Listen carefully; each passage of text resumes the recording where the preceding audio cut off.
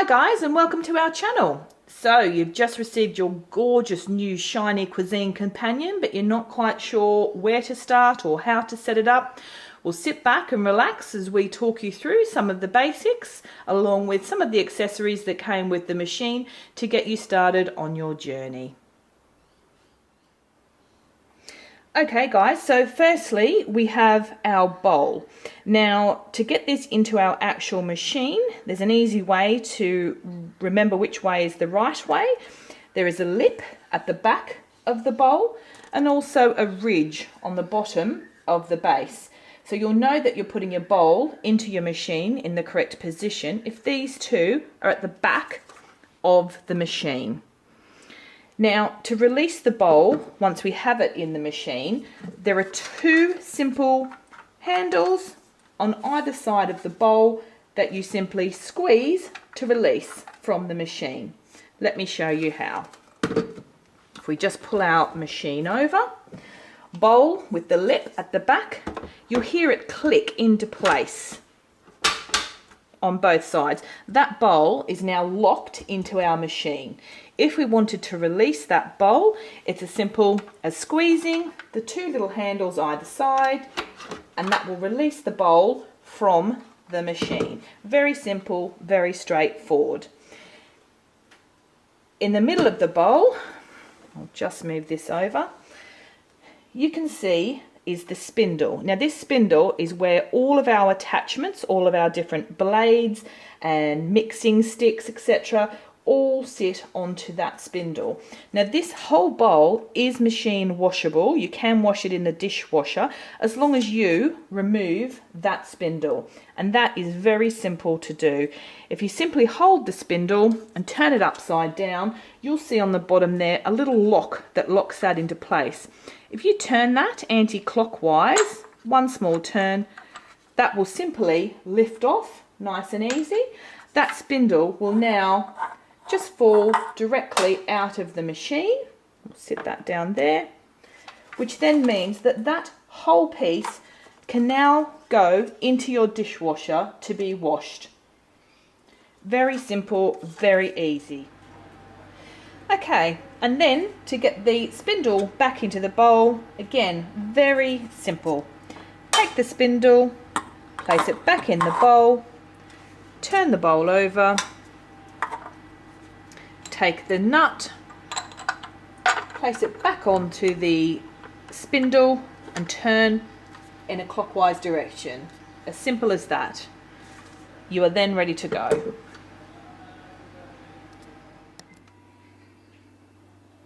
Okay, so the second part of your machine is the lid. Now a couple of handy hints so that you know which way to put this on your bowl. There's a larger lip towards the back of the lid that goes towards the back of the machine when you're putting it on. There's also an arrow on the handle showing you which way to twist the lid when you're securing the lid. And finally, a tiny little arrow that you can use to help line up when you put it on the bowl. As when you put it on the bowl, there's also another little arrow matching on the handle. So if we place it on the bowl and put these two arrows together facing each other and then twist, that will simply lock the lid into place. The next part of the lid is the stopper. Now this is a handy tool. Some recipes don't want a stopper at all as they want the steam to escape, but it's a way of controlling the amount of steam that is within a recipe. There's two different settings on the stopper. There's the maxi setting and there's also the mini setting. All different recipes will tell you what to have it on. To place it on, simply turn it so that the maxi is facing again towards the side of the bowl, the left-hand side. Sit that in and then you are able to simply turn it to the maxi facing you or the mini facing you to choose the amount of steam that you have within a recipe. Now, handy hints, they say for the A, the maxi setting, that is the high steam setting. So when you're doing things like steam cooking, The mini is the low steam. So when you're doing something that you want the steam for, say, risottos or creamy puddings and sauces, you would use the mini setting.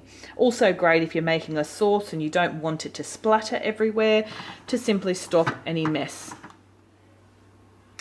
Now to release the lid, we simply hold the two top sections of the handles and twist in a clockwise direction until it doesn't twist any further, and then you can simply lift the lid off. Now for cleaning, there's a couple of great things that you can do in regards to cleaning. The lid actually comes apart in several sections. So if you flip the lid over, you will see that there's a slightly higher gap around the back of the lid. Now, using the spatula that came with your machine, you can simply put that into that gap and pop the inner section of the lid off. This makes it come apart in two sections, which makes it easier and more hygienic for cleaning. So the part with the white can now just go straight into the dishwasher, and the inner part, you can remove the seal that goes around the outside, again making it a lot better for cleaning. It's very simple to get back together. Simply slide that around the edge so it's ready to go, and then slot it back into the lid. Now it does make quite a loud banging clicking noise. You will know it's gone in when you hear that loud click, and it seems very secure. You'll also know that it's gone on properly, as when you go to put the lid back on your bowl, if that wasn't on correctly, you might have trouble getting the lid on the bowl. And it's as simple as that.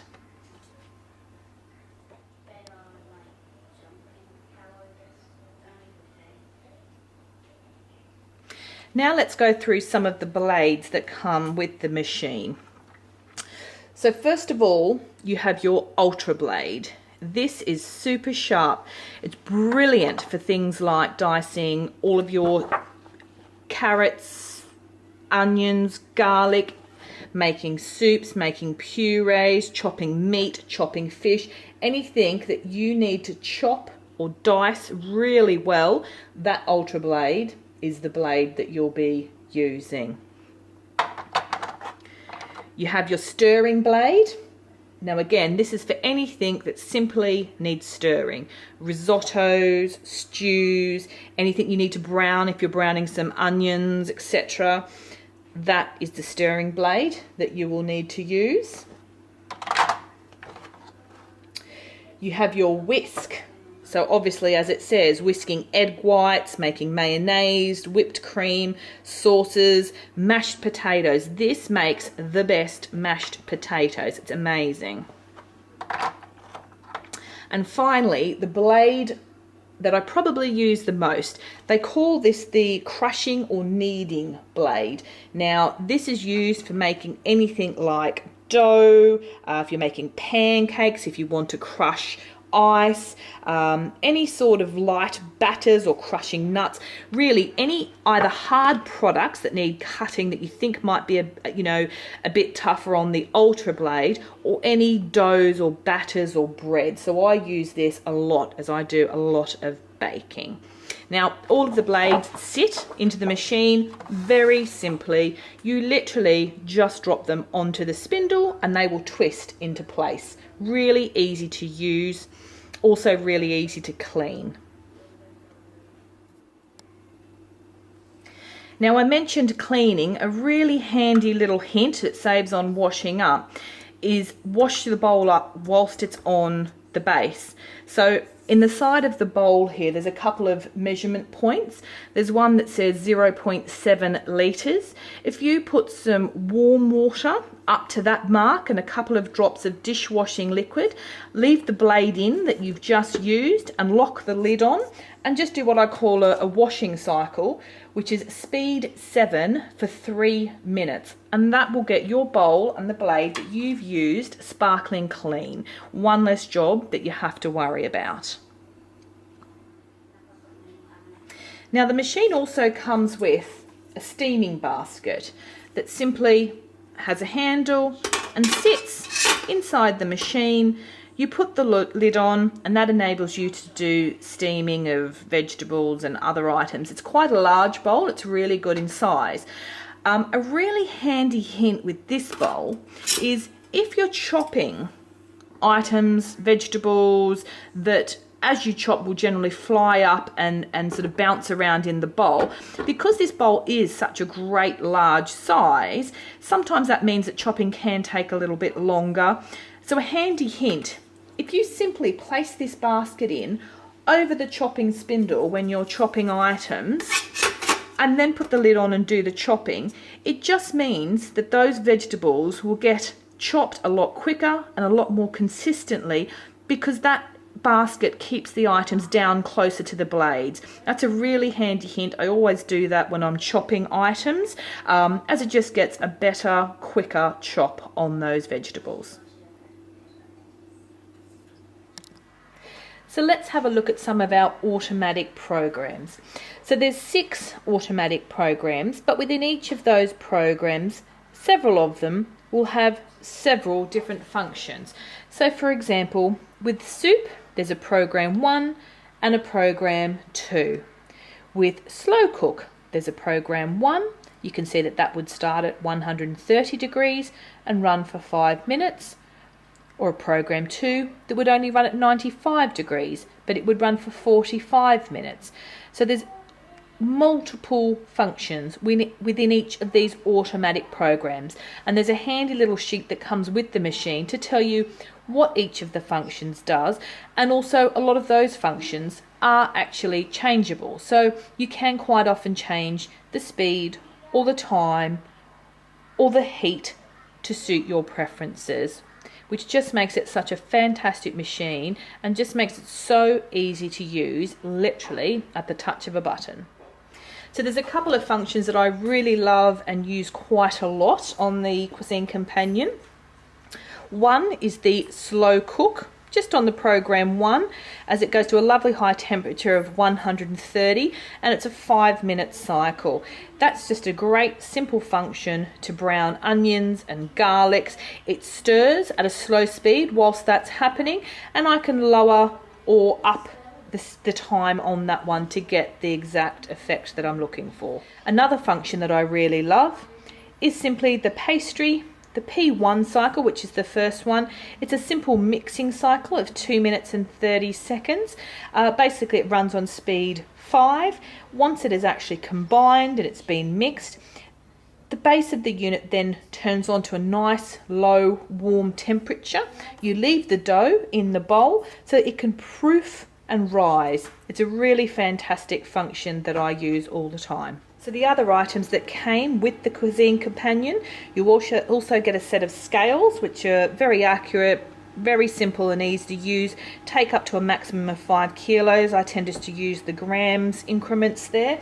Really good set of scales that came with it. It also comes with the 1 Million Menus cookbook. It's a great book. I haven't seen a book like this before as such. It's set into 3 different sections. So once you get into the book there, you have starters, you have mains, and you have desserts, so all in different sections. So you can literally go through and find, a recipe that you're looking for as such. It's fantastic, very easy to follow. I'll hold this up a little bit closer.